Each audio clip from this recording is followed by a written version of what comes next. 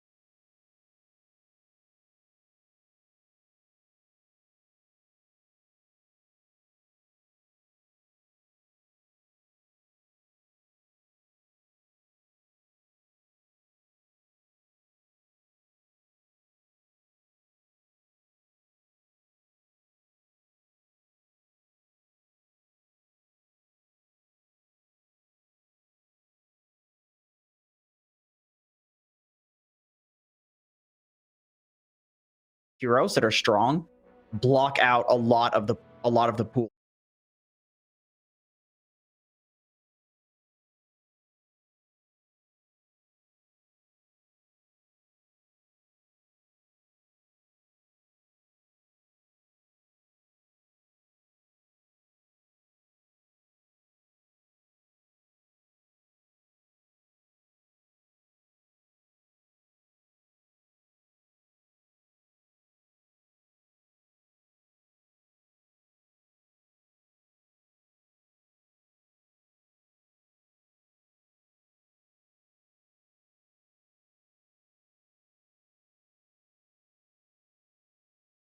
Some reason Tiny's win rate against Beastmaster is atrocious. It's like one of the best, the highest win rate heroes versus Tiny.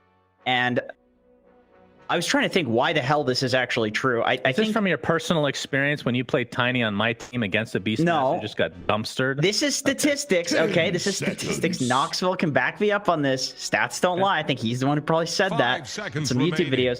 Tiny, I'm pretty sure the problem with Tiny is he...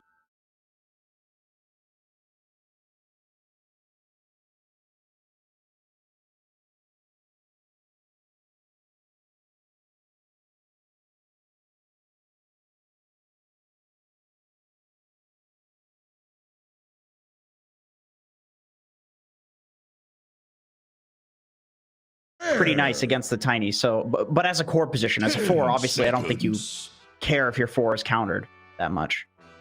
Now with this Ember coming out, that seems to be the Abed pickup. So Tiny looking like a 4, looking like a crit hero potentially.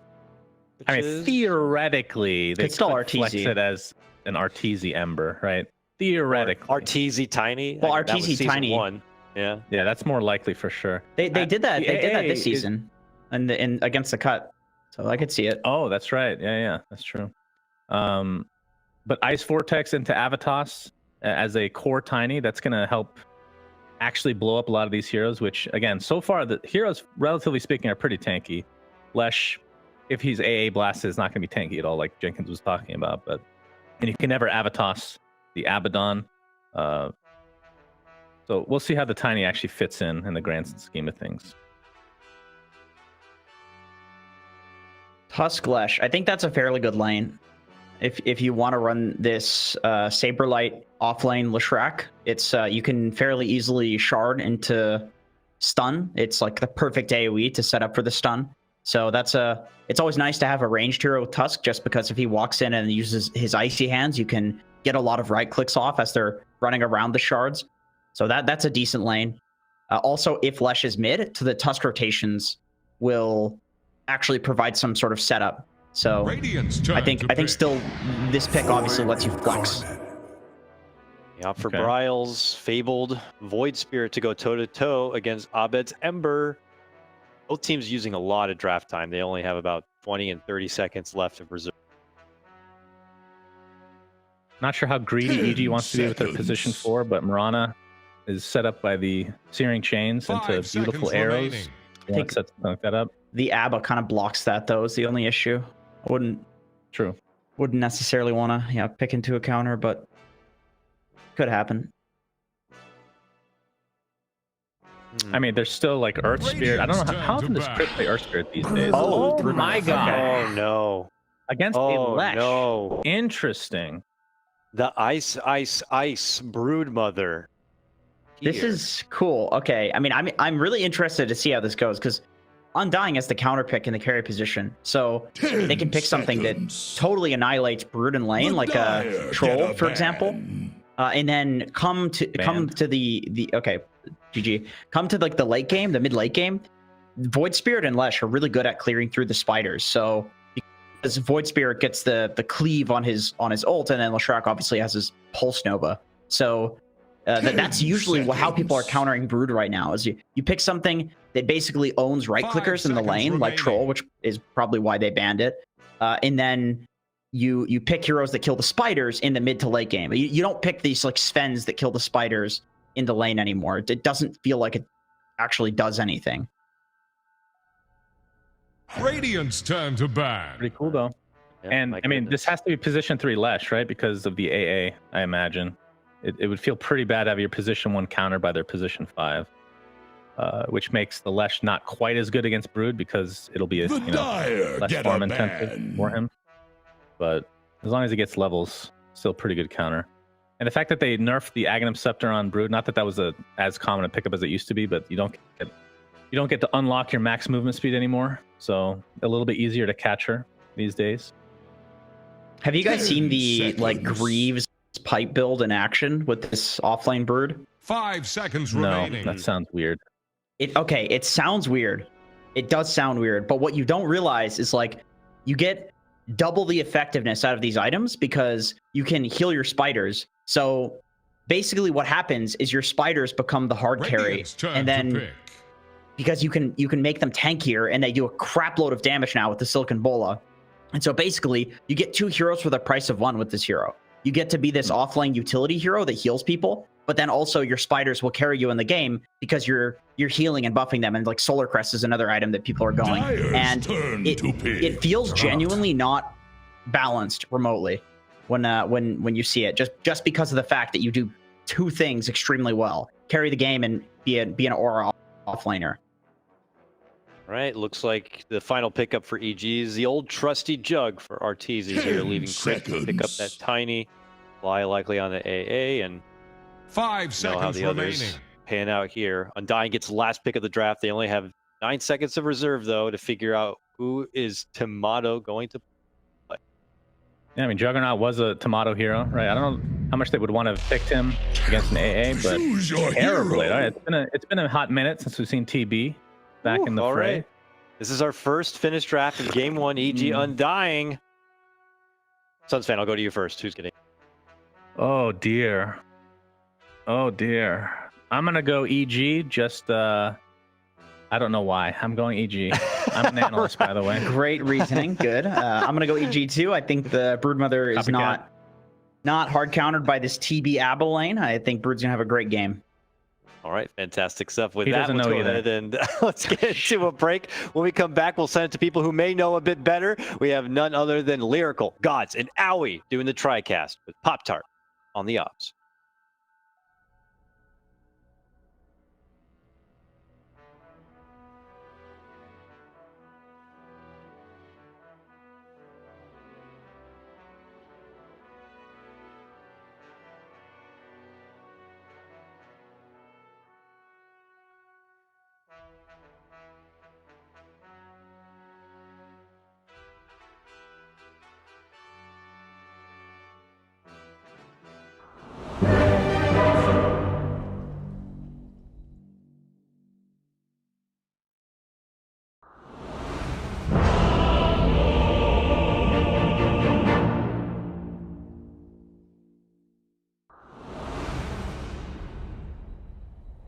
You make best situation out of no situation. Thanks, guys. You Thanks a 13 lot. mana boy. Run, run, run, run!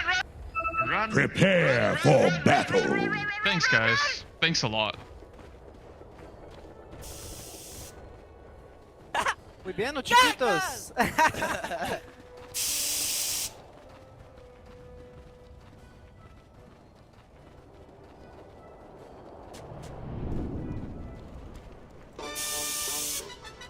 Welcome back, Dota fans. As the sprays go out already in the mid lane, it is Evil Geniuses facing off against Undying, a match that's going to have wide-ranging implications, not just for nADPC, but also, you know, TI points going forward. A heck of a lot of stuff. I'm joined with two wonderful people as well, Owie and Gods. Parker, just to start things off, thoughts on like the broader implications of what this match could mean? How are you feeling about these two teams facing off against each other?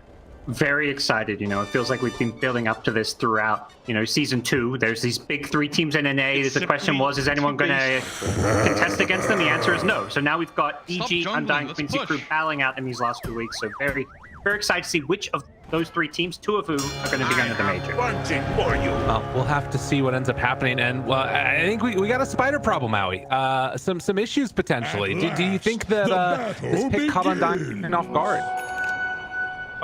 Maybe a little bit. I think they have a good idea of how to deal with Brood. I think Jenkins was mentioning on the panel, but you don't actually deal with this hero by picking heroes like Sven that kill spiders in lane. This hero doesn't have spiders until level 6 now. And then they have like good spider killers later on with both the Leshrac and the Void Spirit. I think what we'll see here is, since it's an Abaddon 5, well, what caught me off guard basically is that they picked Juggernaut into Leshrac and Tuskar, which are both sort of considered like Juggernaut counters in lane. So I think what that means is, because they have this Brood Mother versus the Terrorblade Abaddon lane, they're confident in moving crit down there early to kill. And we'll see like an early trialing coming out from EG. Yeah, so I think Pota's first wave, I think he'll get level 2 and he'll just go on the gank train. They can't zone a Brood Mother. I feel like you've got this spirit versus spirit matchup mid where the rune control is going to be so important. So I would expect Crit to spend a lot of time around that mid lane once we reach that like 6-minute mark. Yeah, for sure. I think whenever you play like these 3 mids in particular, I know in pubs like they're very good at calling for runes, both calling for runes and manipulating the wave in order to get their runes in a good position. Crit actually, he pulls it into the tower here, which I think is sort of unexpected. I thought he was going to do a good old pull around, but maybe he has his Brood really early. I actually don't play much with this Brood here at all, so I don't quite know the intricacies of it that well. Oh, something interesting to watch, as you know, the very different idea. Obviously, Ice, a very accomplished Brood player. We've only had one other game so far in the DPC that we've seen the Brood Mother get picked up, and that was in the Quincy Crew versus 4 Zoomers matchup. And that one, it was played with the Sven, which was more of this like hard carry, farming, AFK-ish type hero. And it feels like with Jug, you can maybe be a little bit more aggressive, particularly with Ember also, with these 2 cores playing with the Brood maybe. Yeah, for sure. I like it a lot more. I think in the series that you mentioned earlier, like Brood takes up a lot of the space that these hard carries, battle fairy cleave heroes want to farm. And Jug can like play more aggressively on his side of the map or deeper into the enemy territory. Like Brood, after he takes his top tower, he really just wants to stay top. Maybe hit his own agents even when it's dangerous. That's also your carries for our top lane. They're going to Abaddon though. Trying to get the kill here. Can they bring down Dubu? That's tanky Abba, and he's going to just salve up and back off afterwards. So at least at the early goings, we are seeing a slight lead right here into the favor of Evil Geniuses. But you know, there's been points at this point in the game, it feels like, where EG is completely stomping out teams. You're seeing that Undying able to stay with them out of the laning state. There hasn't been any like clear outdraft type of thing going on. It's definitely one of the parts of the game where EG is very scary. Their laning prowess is, I would say, almost unmatched in the world. They're one of the best laning teams, just hands down. Players like Crit, Fly, just one of the best lane securing supports. Everyone is so mechanically sound. You want to just make sure you go even with EG in lanes. Yeah, and they pick for it too, right? Like this team, they know their strengths, and I think Bulba in particular is very big on those lanes. So like they'll pick for it, they'll think about it a lot to go over in replays, and you know, as a result, like it's what you said, they're just really good at securing those lanes. Well, so far at least, not really any of those rotations that we've seen. The bounty runes, getting picked up now again. Abed has one to go back to afterwards out of the mid lane. And meanwhile, Bryle also goes and secures his own.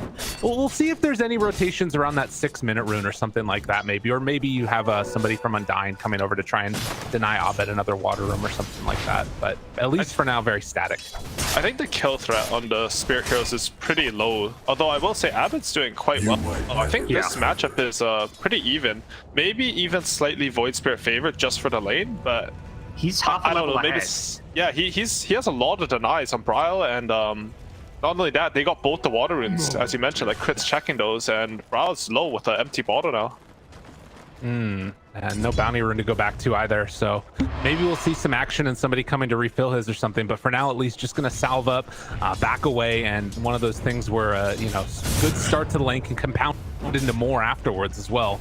As already gets another deny there onto Bryle, trying to get towards that level 6 is poking his head though. Little jump, Fly, gonna get caught. Arteezy with the spin now. Moon doesn't have a snowball to use to get out of this one. The cold feet combos. Oh, but a good save by Saberlight, almost enough. No, Fly gets first blood. Yeah, just an unfortunate misspell there from Moon Meander. I think that shard can be tricky. You always have to like throw it a bit further than you think you should. And top lane, this is just manning up on a meta Terrorblade. With crit here as well, they're gonna get the kill. I don't know if they thought they had more damage than they did, but they managed to bring down Tomato.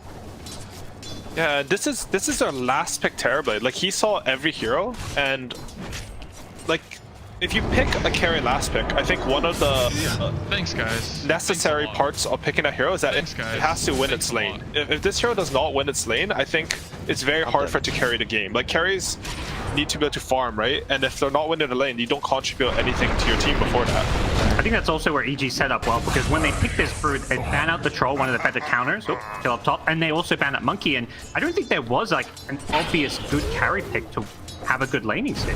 No. Yeah, it's weird because they have this Leshrac offlane, right? So the carry, it has to be someone who can like sort of frontline for you. Like Void Spirit won't frontline, Leshrac can't frontline versus AA, and it's very hard to pick a carry that can frontline versus AA as well. Like, Terrorblade looks weird, but actually since you said that, I'm starting to understand, because they need something that can survive versus AA. At least you have Sunder versus that hero. Right.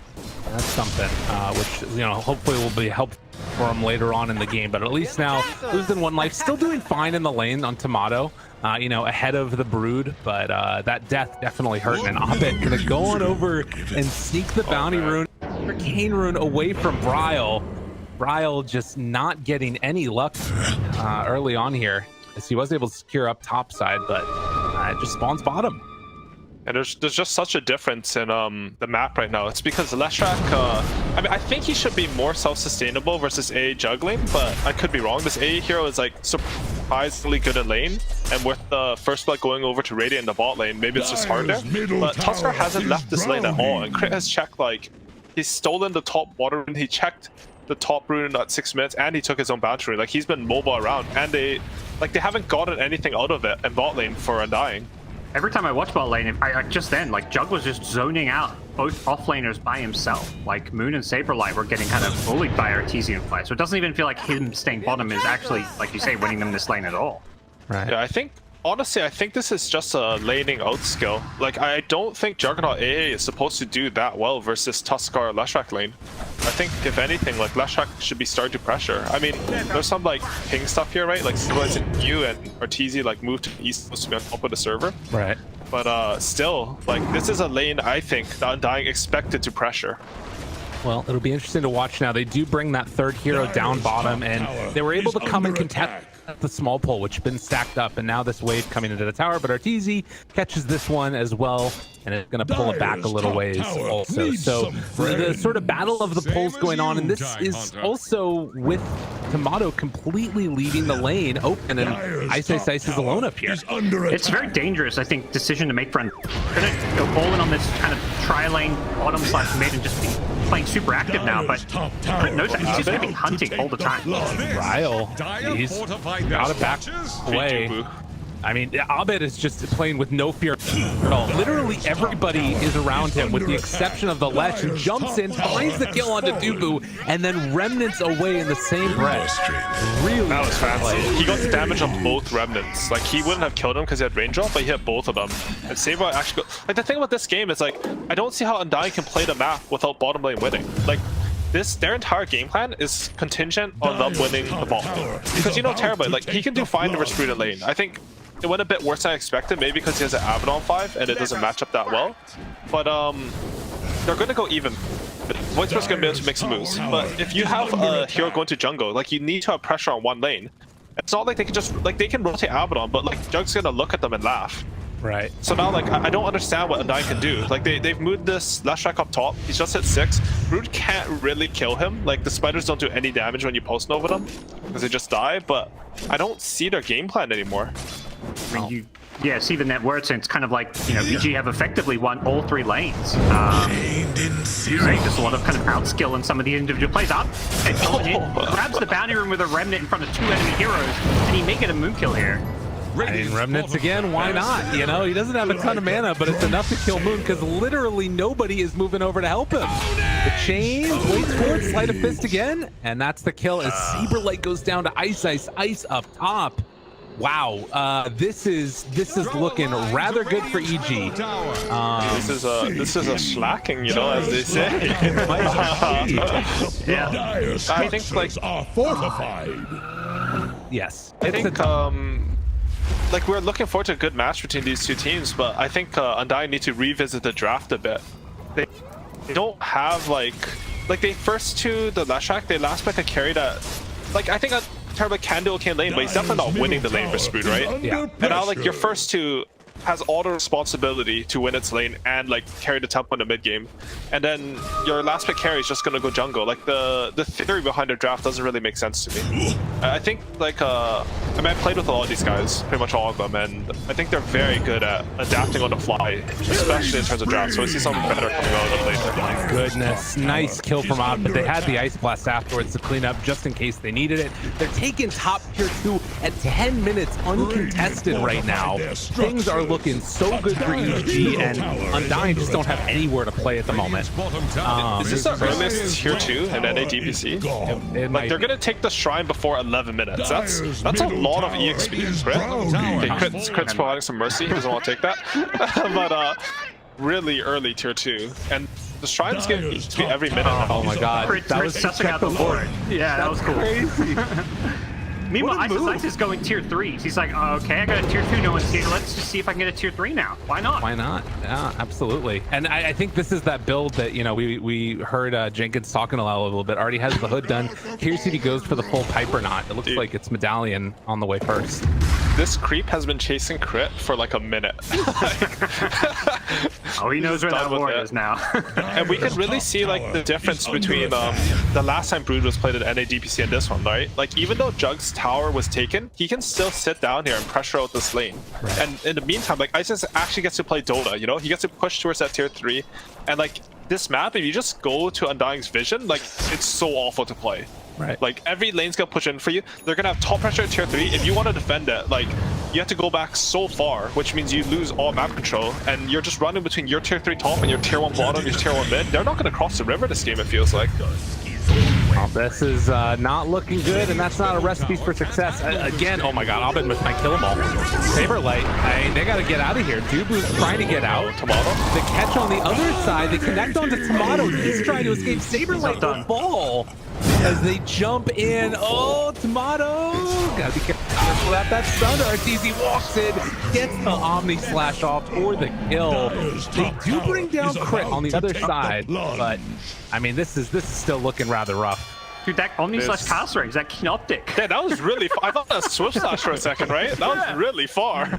Even with the keen optic, I was like, that looks really... Oh, he has a keen op. That's hilarious, actually. No, because, like, you should be able to stunder him before he almost slashes you. I think that's like a regular in that matchup. Whoa. But if you have this keen optic, you know, Arteezy with the 5-head brain plays. So this stat right here, it's not only the fastest tier 2 tower taken in NAPC, but the second fastest in the patch. So they're playing quite well. And I can't help but think again, like, the bans that were banned out, it was the brood counters afterwards. Like I don't know if like, you know, this is something that they've theory crafted, that Terrorblade is like this answer to brood, but it clearly didn't work this time. Ice looks like a freaking maniac. It's getting out. Whatever he wants. Yeah, they can't kill him. They got his courier. Worth it. The thing is, like, they're doing the right play on Undying, right? They're trying to group their heroes, their strong heroes, the Lashrak and the Void Spray, and go kill this annoying spider. Right. But in the meantime, like, the EG supports are just running rampant over their triangle, and it's hard to play these games. I think they have to just keep going for these. Dude, I gotta run. I can't think with these chat lines. I can't imagine being the players and, like, you know, sometimes it's even like your voice. Like if I was playing against Arteezy, like I'd spam his voice line. You mess up their comms. They think Arteezy's talking. He's just saying like stop jungling. I like that. Great. Undying, they should chain smokes. Like they need to get a smoke on one hero and then just spend all the resources to like paint it up and keep getting kills. Because if the map stays like this, like EG, like usually I say like, you know, when you're ahead, you take like 75% of the map. You can try. EG literally have like 90% of this map. Like, yeah. Undying won't kill a single neutral creep this game, and you can't play Dota like that. Even in this area, like this triangle here, it's not safe. And down bottom, they go in and get the kill. That's what they needed. They really need this. They need to change smokes now. Like, they have no other way to come back in this game but to kill one hero and run at them while EG's weak. Easy with the line, I'm dead. Coming from Team Secret, I like it. That's good. Well, 5,000 gold lead. Sense of humor about his Ice again dives onto Tomato, the whole host of spiders, and they're just keeping him stuck here in this tower at 1,000 HP now, tier 3. Like every time they leave, it comes back in. They do get this kill onto Moon, trying to take down Ahmed. He's so low, can they kill him? They almost do, and they finally bring him down, but it came at the cost of 3. And look up top. I mean, Ice is taking the tower. Yeah, This Terrorblade can't deal with this Brood at all. The third spell from Brood does magic, and Terrorblade very bad versus magic damage, as we all know. Oh man, trying to kill the spiders, gets a couple of them, but it's so little gold now too. Yeah, Brood's a special slice of hell to deal with at this point in the game. And you surely, like, I mean, it's just not good for how you're progressing, and just also mentally not good. This outpost being controlled by EG is giving them just a continuous XP advantage the longer this game goes on as well. So Undying know that they are going to chain smoke and look for Ice once again. Nice to get him. The bull is there. Snowball staying on. Fly gets the ice blast, but is it going to be enough? Oh yeah, it's going to be enough when Abed comes in afterwards. Bryle now into trouble. Tries to back out. Could go back in with the assimilate. Tomato's in the area as well. Metamorphosis popped, but Bryle getting chased through the trees. Has a mana pool. Oh, he's eventually going to get ran down for the kill. Arteezy cleans up. And Undying, they just have to back away. They can't do anything. Yeah, yep. Thing about that outpost, you can also TP to it. So they go and Ice up top, and well, like 3-man TP, and suddenly EG have a nice 5v5 fight. And that was, I think that was a good fight start for Undying. Bryle managed to find the Ancient Apparition, and they killed him off. But yeah, so as you said, it's just too much. Map control this patch, like if you lose a tier 2 this early, the enemy basically gets your tier 2 if they take that stride. And all of a sudden, like, you're mine on the map, they can't be pushed forward at all. EG, no, this is a free Roshan, how do you contest this? Once they get Roshan, like, when they barrel down the lane, I don't think you can test them there either. Well, the thing to me that seems so interesting about this is that I don't even know if they need to barrel down a lane. Like, it feels like Ice is just keeping them stuck on this side up here, because if they ever like leave top lane, he just takes the tower, and then like you can't really, like, if other 4 players can play over on this side, and you know you're never really playing Dota anymore. Even if you're winning a fight in your triangle, you're losing your tier 3 tower. For sure.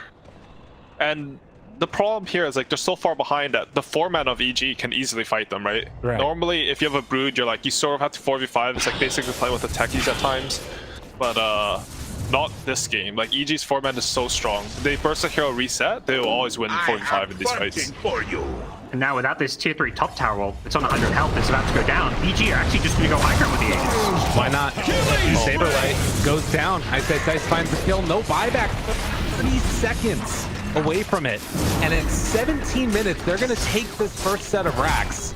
And there's just nothing Undying can do about this. There's way too much damage. Good jump in, kills the spiders. Stop jumping, let's push as Albed hitting some neutral creeps. But yeah, they're gonna get the racks and leave Arteezy's spray on the stairs going out.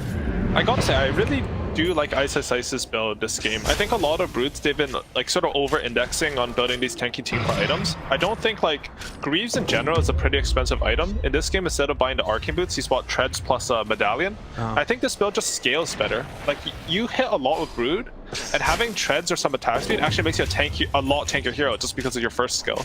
This build seems more in sync with his like his tool set. More balance, it sounds like, rather than going all in on utility. Oh, the concrete mid. That's good. Want to get the kill, looking for more afterwards. They find the Ancient Apparition, trying to chain some things together here. They take down both supports, but oh man, that Maelstrom damage. That was a 5-man AA blast, so they can't progress forward at all right now. They have to though, like this is their meta. If they do not have meta, it's just another rack dead. So they have to be able to push forward and get something on the map now. That's a tier 1 tower likely to fall here, although they are bringing in I think EG are gonna fight this. Healy Ward. This is scary. Ryle now tries to get the remnant, not going to be able to connect with that stun, but the jump in.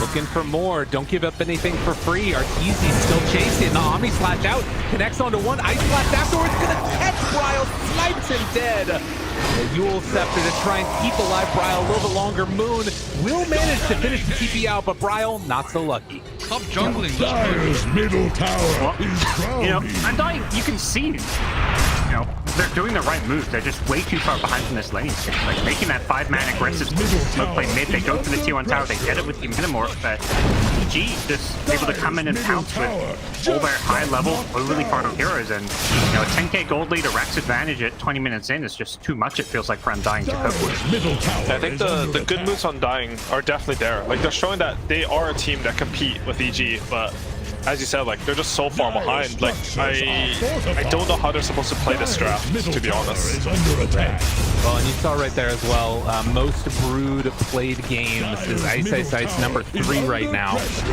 and has one of the highest win rates with it as well.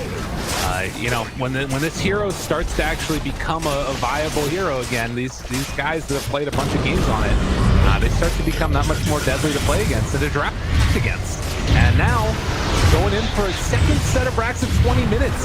Scepter lift up, Ice Blast afterwards, gets applied to 4 separate heroes. Tusk already going down. Tomato down lower and lower to that Ice Blast. Rick gets the Avatos and connects to kill Tomato. Oh, and GG's just going to be called. They've had enough. How the game do? Well, maybe we need to stop hyping up some of these series, because so far, game 1 at least, EG, this is looking like how they played the major. They were just steamrolling over everybody until they, ran into IG and their comeback in that best of 5 grand finals. But this EG is what we saw at the major up until that point.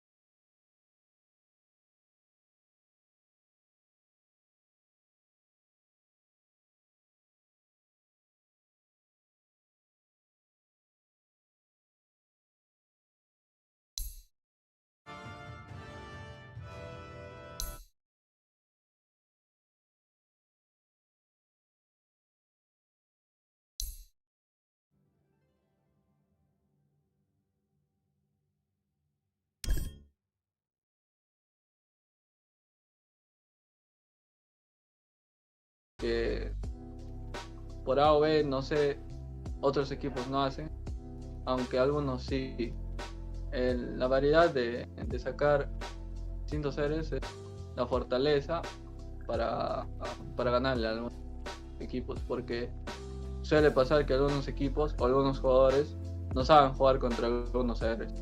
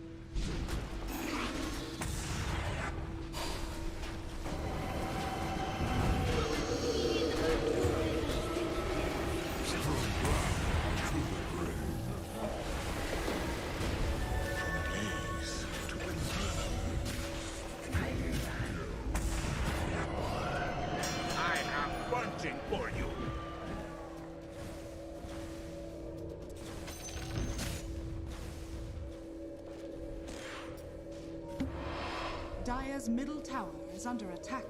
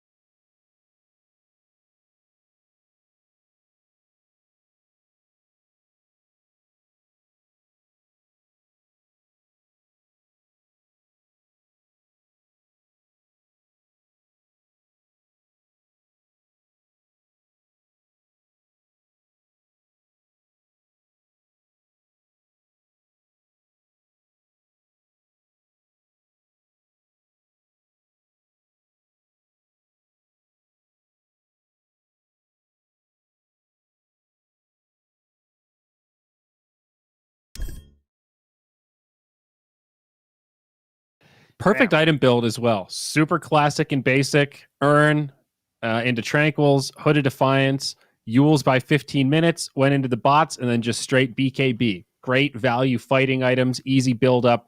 Exactly what you want to do. They had some attitude this game. When they went to that bottom push and they were like, I was at Yules with like, I don't even know, double digits HP or something when they were just like pushing that tower, and then I think Flax almost died too. Like they were really a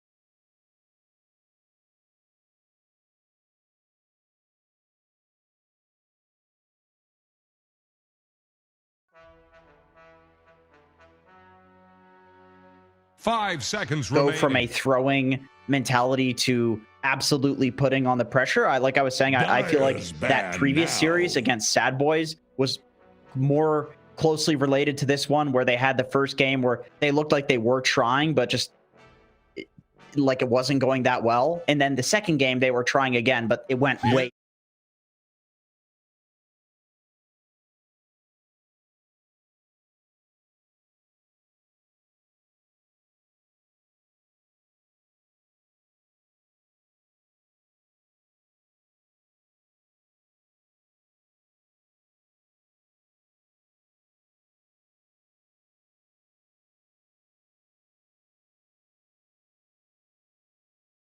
Would be Right. quite fitting. I could see Dyer's that's how bad EG would now. do it, right? They'll be like, well, now we'll just let the Brood through. And you get kind of scared that you're being baited, Yeah. you know, that they just have this sound strategy already ready to go and they're just playing it like a fiddle through the draft. We've seen it with Quincy Crew. We've seen it with EG. I'm curious what Undying do to respond. I mean, I think if you're 10 EG, seconds. they second phased it. I think you first phase I think you it if first it's phase it. available. Yeah, Here's the I totally Radiant agree. That's like Brand. just such a Bulba classic. Okay, they're not going to let it. So once again, it's one of these things where it's like, if we can see this, then Undying undoubtedly are able to think like, okay, well, this is Bulba. This is what the guy does. He he second phases something, and then he just first picks it, and then he just keeps first picking it until they lose a major second place. So Like, Nyx and Puck were banned last time around. Centaur was not banned in the first phase. So this opens up the Slardar and the Lina. It's actually interesting. We didn't really mention last draft. Slardar was banned first phase over Centaur. Radiant's turn to Very pick. interesting. I mean, we talked about the Roche aspect of that hero, so I guess we shouldn't be too Radiant's turn surprised. to but pick. block first pick, okay. Dyer's turn to EG pick. get their own support that they love to oh wrap my up. god! Oh, Speaking of wow. Bulba Classic. drafts, man. Copying Undying's draft. We're gonna do what you do it do, better and we're than gonna you. do it better. Yeah. Oh God. Thanks, man. guys. But you know, Thanks a Undying, lot. they get a good meta pairing. I'm dead. The Mars Warlock duo is pretty sound, but there's something EG's familiar with. But yeah, what about the mind games here for the first two VG? Dude, we got 10 such seconds. characters in this region, man. It's like, even though Bulba's not playing for 5 EG, it's like you just seconds still remaining. see this, like his personality in every draft, just like literally You know, picking at the same very shit. least, if Undying loses this game, they'll learn a lot about the draft that they could have Radiant's turn to performed better bat. on in the first True. game. True. Expect an AA ban here for EG. At least one of these 3 bans, I would assume.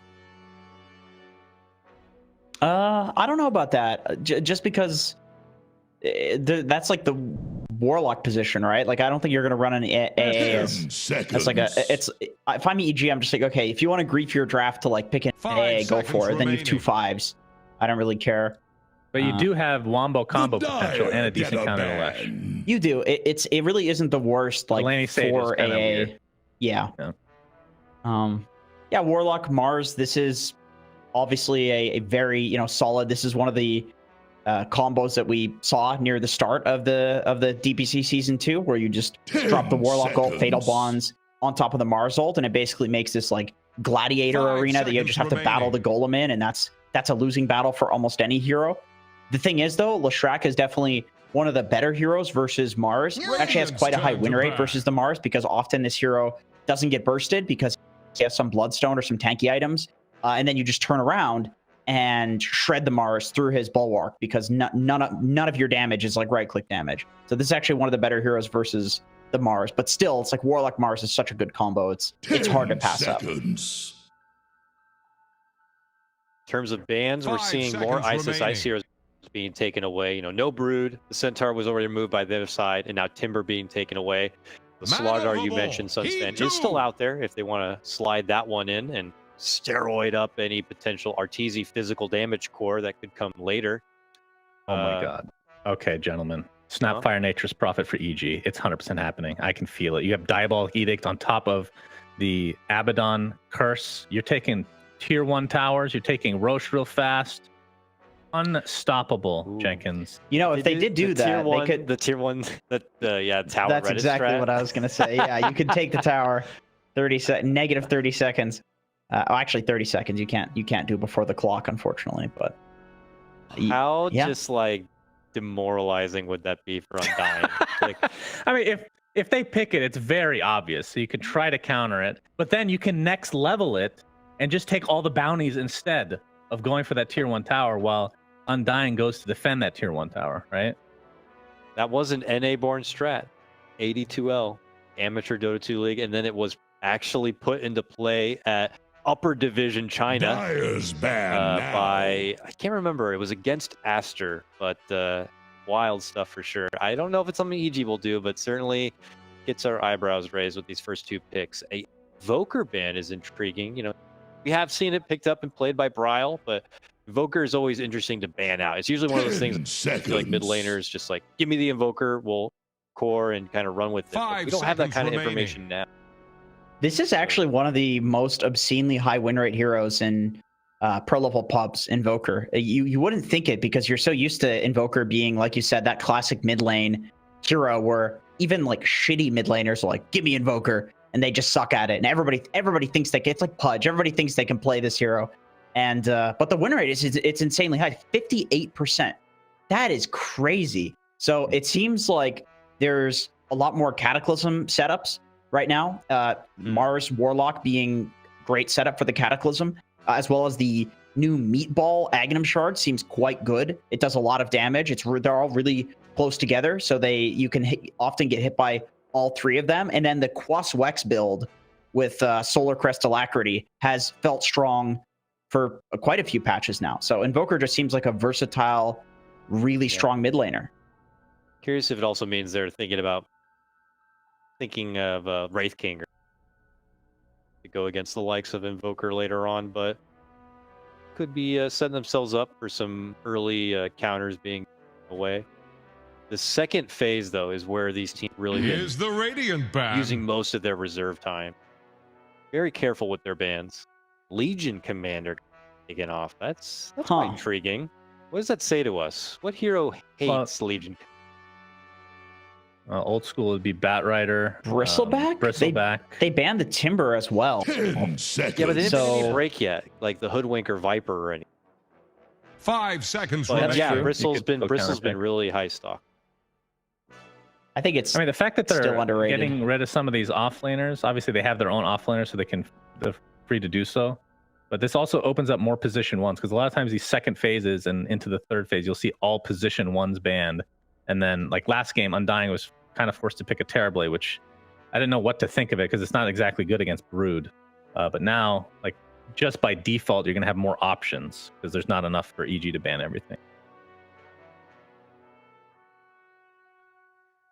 Agree. Yeah, I think in the last draft there was a lot of like do nothing heroes on Undying if the lanes went poorly. The nice thing about starting with like a Warlock Mars is that no matter how the game goes, no matter how far behind you are, you can always fight. You just pop your ults and you can probably take the fight. If EG's not careful, they're going to get wiped. So it's always nice to have that. It's not like, you want to necessarily play to lose and then win team fights from behind, but it's nice to have that option. What do we think about these picks coming out? We get Luna, Lady Luna, heavy GPM farmer, going to be picked up by like Arteezy here to bulk up some good team fight. 10 late game presence, but the Grimstroke it's a fast pick, right? 5 So seconds they remaining. feel confident in having the Grimstroke Warlock pairing. Nothing yet to really synergize with the Inkswell, but we've seen that his Ags alone can turn fights and turn games. So always a great X factor for your team. The Ag's really good against Luna, like you said, and then even the Shard that gives you the hard dispel on Inkswell. They still need that hero, like you said, like a Storm Spirit mid. That's a perfect combo, or like some sort of mobile position one, like a PA that jumps in and out. Something for the laning stage would be pretty good for them. But they don't really have any anything to synergize with the Soulbind yet, which it doesn't necessarily have to happen. 5 seconds remaining. Even like Bristleback is not that bad, actually, if you think about it with the goo. I like the idea of a PA, man. That seems kind of dank. Oh, never mind. It's Medusa.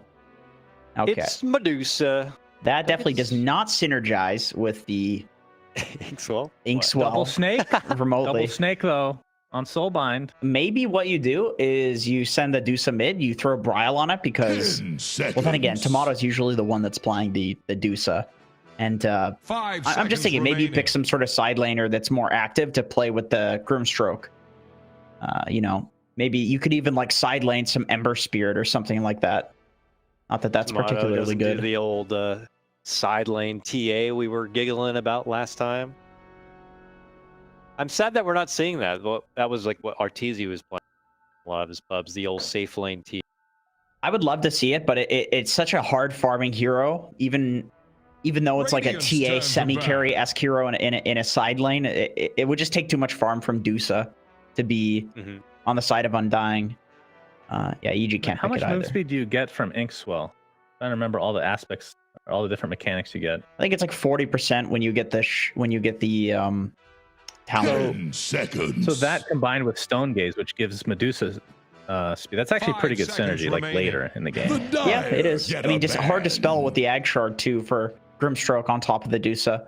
That's definitely nice for her, but you can't dispel the mana drain. Would be nice to have something in lane to get like some kill.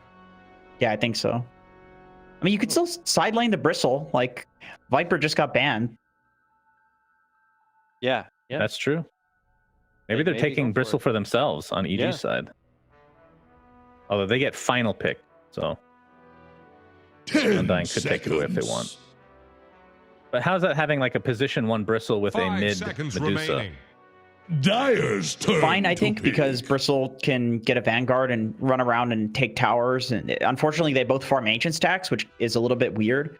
But Bristle can like stand in front of the enemies, and I think DOTA can also stand in front of enemies too. It's like Aoi always says, she's actually a timing hero now as well. So they can kind of like rotate between who's doing what, who's being aggressive, who's farming the triangle. Like Drow DOTA, people used to do that as well. Drow certainly an option as well. Wow. Look at the G side of things here, and there are a lot of offlaners not available anymore. So I know the Bristle was already mentioned, but you're starting to dig deep in the offlaner sack right now and scraping along. Like, who's left in this pool here? I mean, the ultimate flex would be offlane Lesh, and you just pick a mid hero right now. Radiant's turn to pick. I like CK. Okay, never mind. Just kidding. Well, this is an Inkswell hero at least. Even if they don't lane together, you can still combo them together come like mid game. As soon as Void Spirit's level 6, you can run around with the Grim and get extremely easy kills. So that's quite nice for Undying's draft. 10 seconds. Still no Soulbind synergy, really. 5 seconds But remaining. Again, not 100% needed. I feel like maybe the Bristle's griefing a little bit just because. Okay, they do go for it. Hero. All right, Yeah. there it is. OP hero. What do we got, gentlemen? Are we going to be going to a game 3 courtesy of Undying's draft here, or are we going to see EG 2-0 shutout, get their spot at TI, and just move on to Quincy? Yes. I think so. I think Bristle owns. Pretty good against Bristle, though. I wasn't pretty done. good because he faces the remnant. You see, Who But cares? EG is better. You see, that's my analysis, Jenkins. They're better, so they will win. My Please analysis don't is that copy me. Bristle is OP. Is the best hero. Back to you, All right. Dakota. Thank you, gentlemen, and I'll throw it back over to the commentator team. After this break, of course, we'll have Lyrical, we'll have Gods, and we'll have Aoi join the broadcast.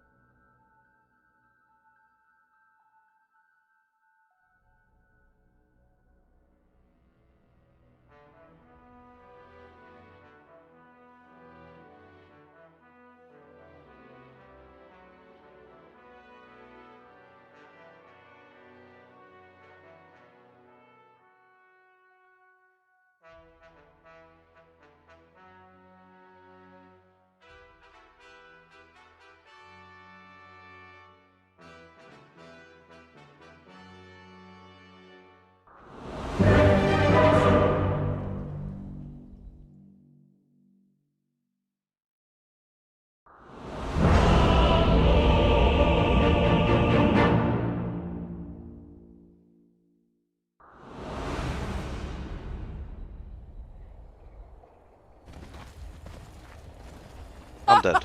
I'm dead. Prepare for battle. Stop jungling. let's Finally push. came up for air. Thanks. Oh, hell yeah. Welcome back again, Dota fans. We're right on into it as the smokeout will begin. Is it truly the OP back? That's the question I got. Gods, Parker, and the wonderful Owie 2000 with me, breaking down the action. Parker, I'll go to you first. I mean, have you seen the terror just infecting pubs all across the Dota sphere? I have, but surely, if this hero's OP, it wouldn't be last picked, right? Like, I just can't believe it's like that insta-win hero. I mean, it gets picked in a situation where it's obviously very good and not up against like any super hard counters, but you know, it's on a first pick hero. Yeah, I think that's true, but only to an extent, because you have like in patches, you have these heroes that are like sleeper OP heroes. I'm thinking like in the 2015 DAC patch, it was a ho ho haha patch, but there's this gigantic tournament played, and Sniper was picked like once, and then he like terrorized pubs in competitive for the next like 4 months, and everyone's like, this hero's the most OP hero in the game, right? So there's like Dota teams. Like, the meta flows very fluidly. Like, someone picks something, all of a sudden it becomes OP, you know? Yes. Like, people start understanding it more. That being said, I think the bristlebacks that are terrorizing pubs are usually coming from the mid lane. I think this hero is usually picked as a core in that. I watched a game where, like, Quinn on his road to 12k MMR, by the way, I don't know what that is. He picked bristleback, and his team was losing, and then they just won. You know? Like...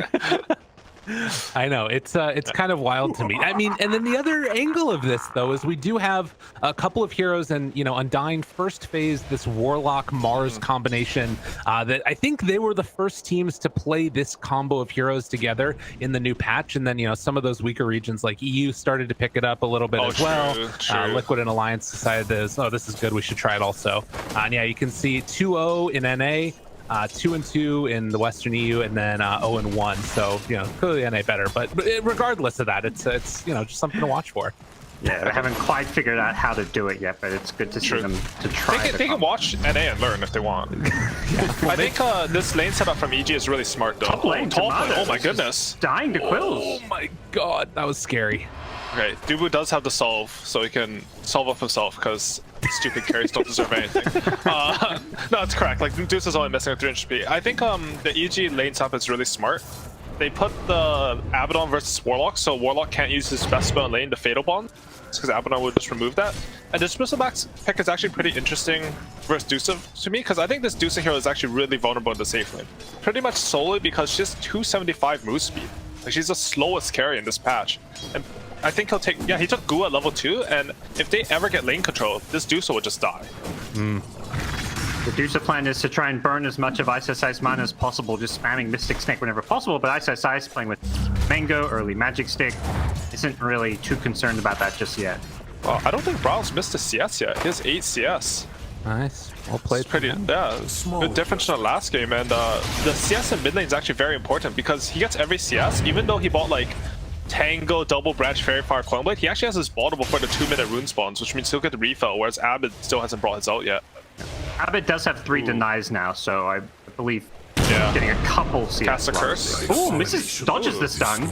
Runs that was good, because if he went straight for the rune, I think Abed hits that stun, but he has like the presence of mind, you know, just continue walking a little bit, wait out the stun, good play. Courier on top, snipe by his ice. Oh, and Abed is going to go and take that one out, but yeah, it takes out the Courier. It's going to be something to watch for. There's definitely some kill potential in this lane, as immediately take the Fatal Bonds off of Ice. And Dubu still sitting there with the stick. We'll see if Tomato ends up getting into some trouble, but so far they haven't been able to take over that lane control you're talking about. As bottom, stun goes out again, and some extra harassment onto Saberlight. Very annoying playing against this combo of heroes as well with the mana drain available. Yeah, I think we'll see RTZ get 2 points into aura at level 3, and Lion actually right-clicks pretty hard with that. He's just some high-range hero. You know, he's pretty tanky with the build. I really like these items. Like, he just got a lot of stats. It's hard to kill for this Grimstroke Mars, and they both have stuns. So whoever you go on with the Grimstroke Inkswell is just gonna get stunned. They won't connect. You know, I praised Brow there, and I instantly watched him miss like 3 range creeps. It was crazy. You're learning. Caster Curse is true. Can't get away from it. Yeah, but Tomato's actually doing really well top. I feel like EG had the chance to split the wave on the first wave and curious. Like sometimes it's just something that happens in laning, but he'll go top again. Is it gonna happen? No, okay. You can't quite kill him. The DOTA with the high sticks is really tanky with the mana shield, of course. But you can see like the potential there, right? Like if that happened a bit earlier on level 1 or 2, maybe you could drain all of DOTA's mana, and then she can't like keep spamming the snake. Maybe even get a kill. Right.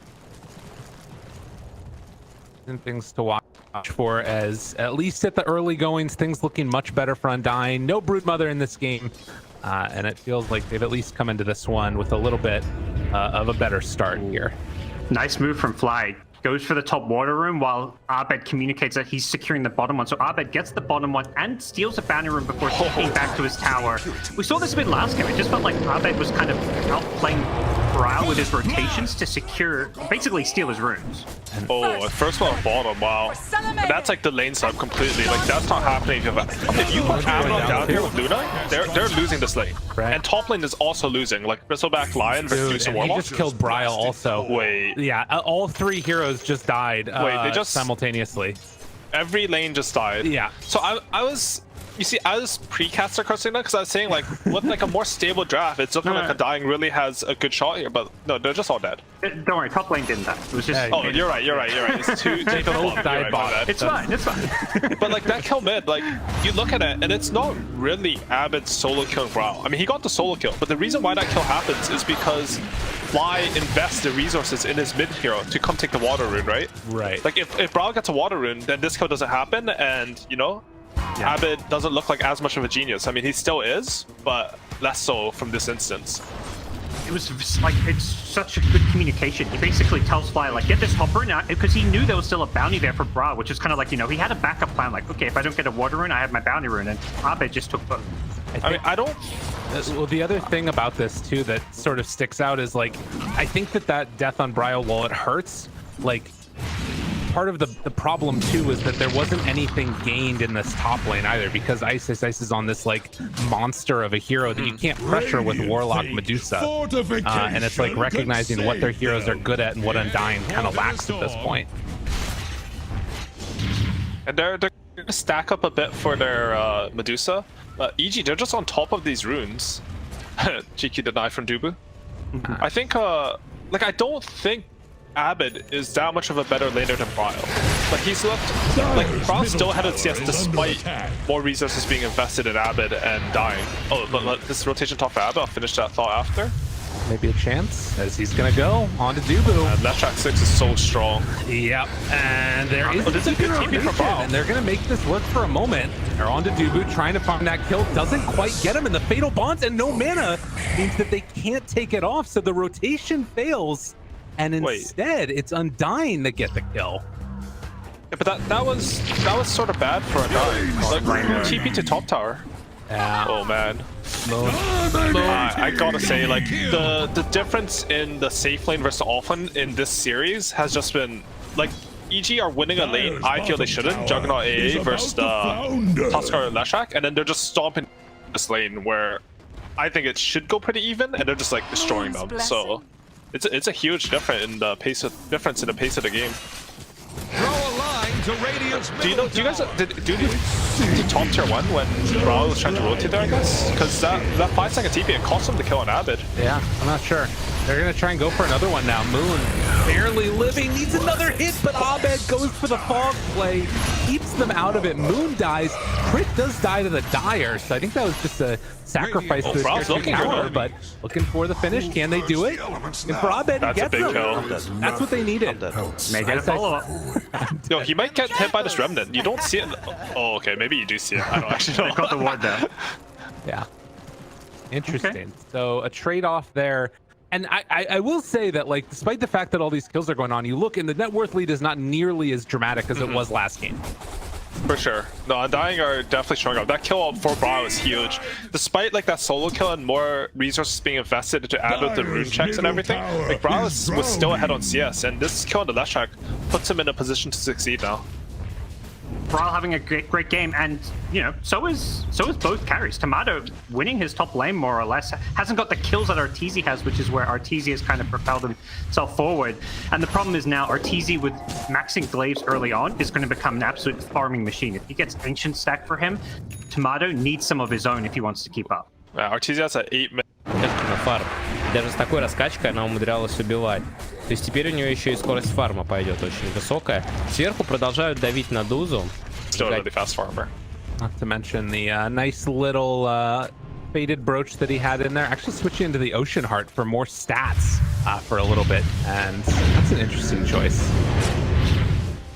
I like this decision from EG. They've pretty much just gone away from their safe lane because they know that this Mars is level 6. The only comeback potential that Mars has right now is to get a kill there. I think they'll end up putting the Brittle back there later or just shoving an Abaddon down there. Arteezy, instead of getting the last point in Glaives, levels up the Eclipse, so he does want to have a bit of team fighting potential. He's actually making a pretty aggressive rotation to connect up top. Play around his team rather than just farm his triangle like I feel like so many Luna players would right now. Yeah, and what that does do is it causes all of Undying Zero to have to be bunched up in their triangle. Just because they know, like, if you give Luna these stacks, it's not very good for you. It did look a bit awkward, though, right? Like, Luna farmed her way from bottom, walked into enemy jungle, and now she ends up top. Like, she wasn't really farming anything during that. And I think during this time, like, Tomatoes farmed a little bit more. And more importantly, like, this Mars has, even though he's died twice, he's been uncontested. Ryle goes down yet again in the mid lane. This time with a little bit of help from Crit and having that finger up and online. Have not gotten level 6 yet on Dubu. He's probably going to get it off of this wave as he gets a little bit of free time. But that's another sort of those comeback mechanics that you're talking about eventually is going to be the double Fatal Bonds.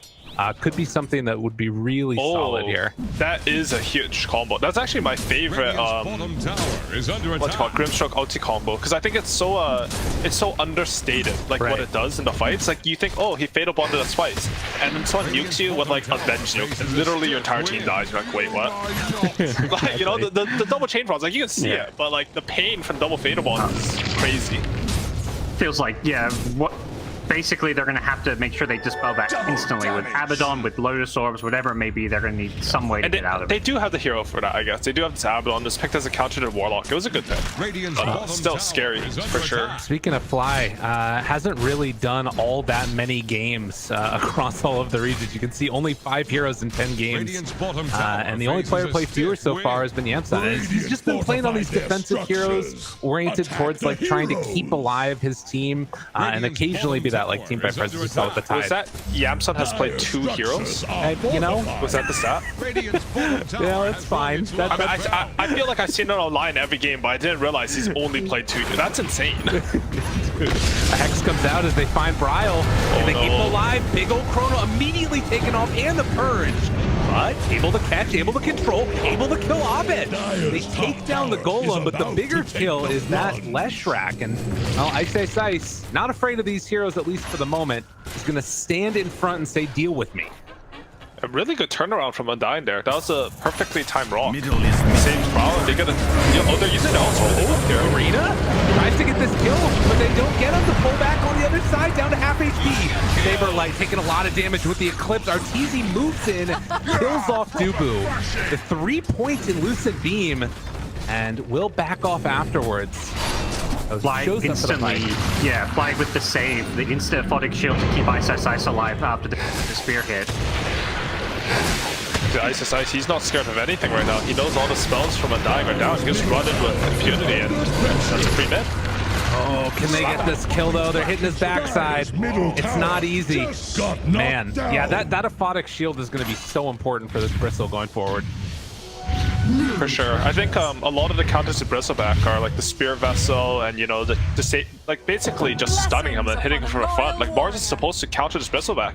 As God's mentioned, like one shield and all of a sudden you're hitting his back, he's dealing a ton of damage. And yeah, EG with a good turnaround of the fight. I really gotta commend Arteezy here. You know, a lot of Lunas in my pubs, they go some 1-4-4, they don't come to any fights, and when their team loses after they lost their lane, they're like, guys, there's nothing I could do. Like Luna is not that type of hero. Like this hero should be active. She does not top lane 1 second on that. It's a nice kill for them if they can get it, and looks like they will as Saberlight cleans up. Honestly, a bit uncharacteristic of Abbott there. I usually see that guy never die in the early mid game, like on the side lanes. He's one of those players that you actually sometimes don't want to try to gank him compared to some other more feed prone pro players, you know. But not gonna name names. Okay. Yeah, not gonna name names. But nah, because Luna, like, if you look at this hero, nothing in her skill set makes her skill ultra hard late game. She doesn't have any real steroids. If she's 1v1ing an enemy carry, she's gonna lose. What this hero does have is she farms extremely fast, so she can hit a timing, and she's a good team fighter. She has a mix of magical damage, and I think, like, we saw that in the mid lane. Like, imagine if Luna couldn't come in there.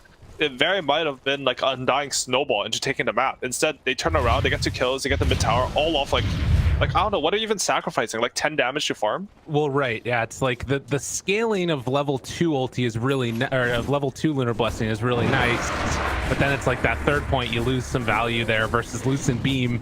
How many extra beams are you getting damage onto also with like Eclipse and stuff? How much extra damage is that in total? Honestly, like, you can use the beam to farm a bit. You're not even losing damage. Like, you use the beam to pull weight the creeps to you because you have short range. Dropping some knowledge bombs. Show up to fights, carries. God dang it. Yes. Fights give you the most EXP in Dota. Yeah. Sounds like you're basically saying don't max your Lunar Blessing. I mean, at the same time, like, I've seen Lunas, especially, like, they've had some success going, like, they actually go like 1-2-4 and they push, like, if you have a different strat. Right, okay. And then they actually sometimes don't even max glaives after that. But I think like the 1-4-2 or 1-4-1 into 1-4-4 it's a pretty pubby build. Like, you can win pubs with it for sure. But I think against any competent opponent, like, you're asking your team to suffer. Like, you better have won your lane, but you have won the Lucent Beam. I don't see how you're doing that. Asking my team to suffer sounds like the name of the game, but we will get on into that one in just a moment here, potentially. If EG get caught out of position, a 5-man smoke up from Undying won't catch anybody, but it looks like they're ready to go with this double Fatal Bonds combo if they're able to sort of force a fight on good terms. The idea behind that smoke was good. They picked up the Blink Dagger on Mars, but just because like that last fight didn't go as well, I don't think they have a confidence to walk up the hills and like pierce the EG triangle.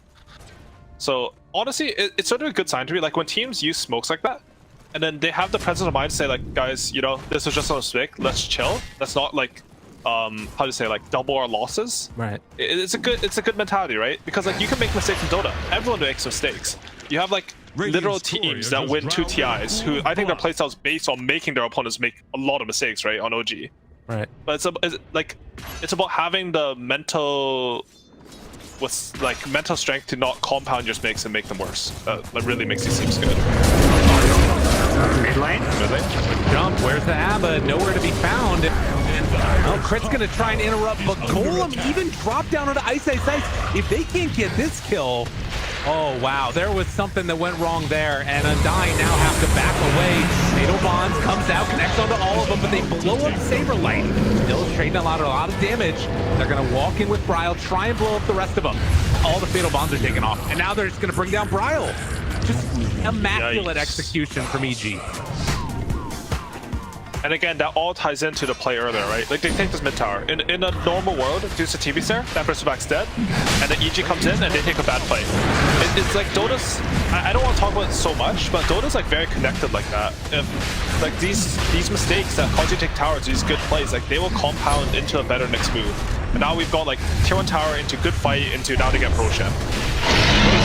Yeah, because I feel like, you know, EG's had this small lead the whole game, but Undying still had this very far Medusa to fall back on it.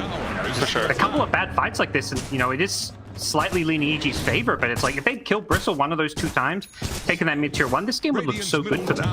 And with that said, like, Undying are still in this game for sure. Yeah. They have the double Fatal Bonds. This Dusa Aghanim Scepter, I'm surprised he has Dragonlance actually. I've been seeing pretty much every Dusa go Manta or Yasha to Aghanim Scepter.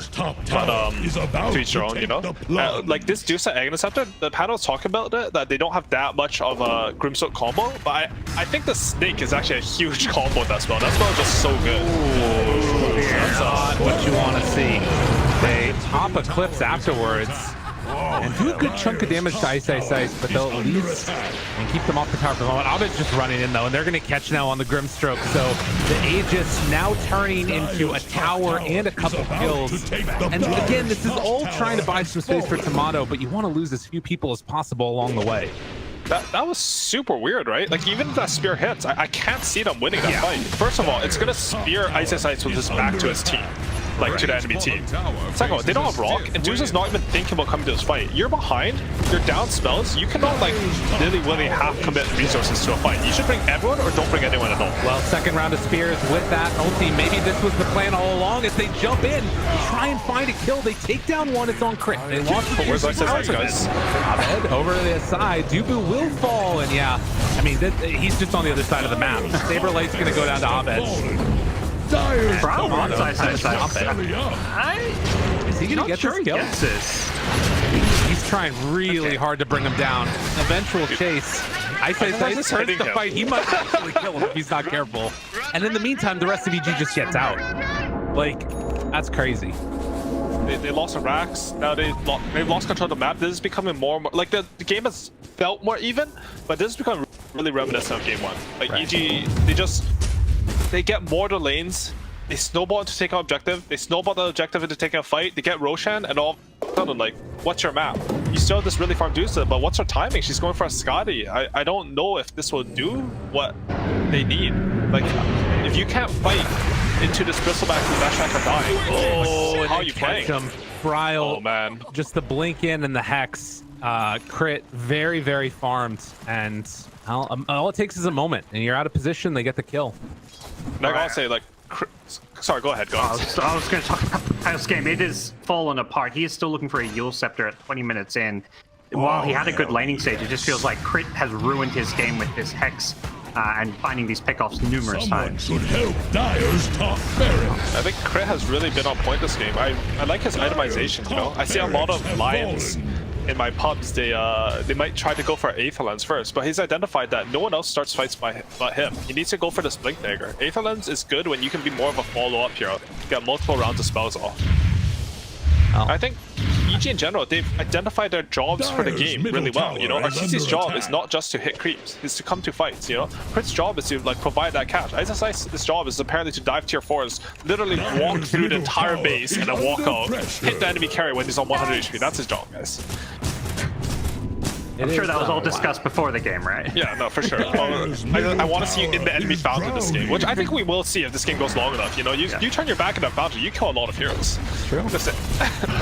Tomato comes on over, trying to catch this creep wave. Ice is right on top of him. Manta in the walk away, but they're thinking about going high ground. And these team fights, it's like possible to execute from dying, but it's so difficult. You have to like get the silence on the ABBA before he pops his ulti, and then you golem him, but like don't hurt him enough so that way you can get mass fatal bonds damage onto everybody. It's like it feels so intricate. And then for EG, it's just like literally spam your Q and W keys on Bristleback until they break, and then like, you know, Arteezy comes up and hits a tower. Maybe simplifying that a little bit there, but that's at least what it feels like with some of these heroes. It's wild. With that said, Aegis is expiring in 30 seconds. I think we'll have some timing from Dying there. I'm a bit confused about this DOTA build. If he goes Manta Dragon, that's Scotty, that's like 3 sort of stat items that don't deal much damage. I think the reason why this hero is being picked so much, particularly in C, is because of this Aghanim Scepter. Like this item has changed the hero. You get the Aghanim Scepter, you get the Shard, you're like pretty much unkillable. You have a lot of single target spells on EG. Every time I've tuned in to watch SEA and China, SEA particularly, the Lacoste, Lizard, Black, they're all saying DOTA is, they're just ranting about how DOTA is OP, and every single game DOTA is going second item mags. It's a crazy item. The thing about this item is not only does it provide you every stat that DOTA needs, you know, it makes you pretty much as tanky as Scotty per cost, like, you know, a bit worse, but it's a high damage item. Like you deal, you'll probably get it when you're like level 2 LT, so you deal 45% bonus physical damage, which that's a lot of damage, even just for farming. Like when you cast on Ancients, you notice the difference. Like Scotty, it's good in theory, right? Like Luna has some life steal, you know, it's obviously good for Bristleback, Lashak, you know, it helps against the Abaddon heals, but I don't think it does as much as this Aghanim Scepter. And more importantly, when you're behind, you can't itemize defensively. If you itemize defensively when you're behind, you will never have enough damage. How damage works in Dota is it's a multiplier. You have to like keep committing to damage if you want to kill heroes. Ice is the one that is going to be difficult for them to kill, that's for sure. He just stands in front of his team. They're going to come on in and take back over this outpost. So still showing a little bit of respect on Evil Geniuses for Undying's team fight. And they've got a lot if they're able to work it all together. And like, there's some other cool things that they've got, you know, with Saberlight being able to intercept Luna Glaives, with the arena and things like that. This could be a good timing here and a good angle. As Saberlight walks up, they get the lift up. Maybe needs to look for the back line. Full vision for all these teams. Spear goes out, connects onto the Bristle. Can they kill him off in time? Ulti out from Tomato, keeping him in place. Aba can't get here on Fly, and they drop the gold afterwards. A potential here for the fatal bot. Is it going to be enough though? Not quite looking like it. They're running down one. Dubu's already dead. They didn't kill Ice. Tomato's out of mana. They lose both of those heroes, and they only get the Lion in turn. It looks so good for a bit there. The double fatal bombs, the damage pumping out. Their spellcasting on Bristleback was actually extremely good there. They how did it start? They stunned him, then they speared him, and then they do ultied him. Like, it was just really good spellcasting, but it's just not quite enough, you know? You need a little bit more oomph when you're behind. Yeah, and I also feel like, you know, we've seen how the last few fights go when they start an Ice. It's been proven they just don't quite have enough damage at this point to kill Ice. And every fight he's coming with a new item. And I think going on Ice has just proven to be a huge trap for them. EG, they have the good ideas, you know, like this Lashrak Keeper agrees. They understand that, you know, the enemy's itemizing a bit defensively. We're ahead. Let's put our gold advantage just being tanky. Right. If we're tanky and the enemy can't kill us, we will out-sustain them. We have Bristleback, we have Lashrak, we have Abaddon, we have this Lunar, we even have a Lion with multiple rounds of spells. What does Undying have other than trying to burst targets on this Warlock Golem double Fatal Bond? They cannot take sustained fights. It's feeling like they can't take quick fights either, the way that this looking. Like, it's been rough. And, you know, now we've got our TZ almost at a Satanic as well, on top of this Butterfly. You know, one thing that I was thinking about eventually that they could get to would be the Moon Aghanims, but he's still, what, 2,800 gold away from finishing that one off as well. That would be a fight changer for sure. You can take over that Luna illusion. The other thing is, I just remember that Satanic also purchases Fatal Bonds 1 second here. It's a big fight. I mean, they're gonna get the Lion. There's a small fight. Oh wait, man, there's even more. Okay, they're caught there. Trying to bring down Ice. The Fatal Bonds, again, purged off of most of these heroes, but honestly, they're still living through it. Stun comes out afterwards on the Saberlight, misses the spear, wants to kill Fly. Can they quite get the taunt? They pull him back in. They have the greens. Moon is gonna get ran down by Ice, and he just walks away afterwards. Cool as a cucumber. Tomato's still a lot of mana. Wants to get the regen afterwards, but Arteezy pops the Eclipse. It's just him and Tomato underneath the deadly Moon. He's had enough. He's super pissed. They're gonna let him live. Oh, the shield broke. They were gonna let him live. Oh my god. That's them waving the white flag. Dude, this green, you mentioned it already, AY, but that fight, there was like 2 cures effective. So it gives you so much armor, plus the health regen. It kept Fly alive, then it kept Ice alive. What a sick pickup. The Deuce of Skyler looked pretty good in that fight. I might just be eating my words, but like, they're just too far behind. Like, Undying, they're playing these fights pretty decently. The items are like looking better than I expect, but they're just behind. What can you do? What can you do? Indeed. GG.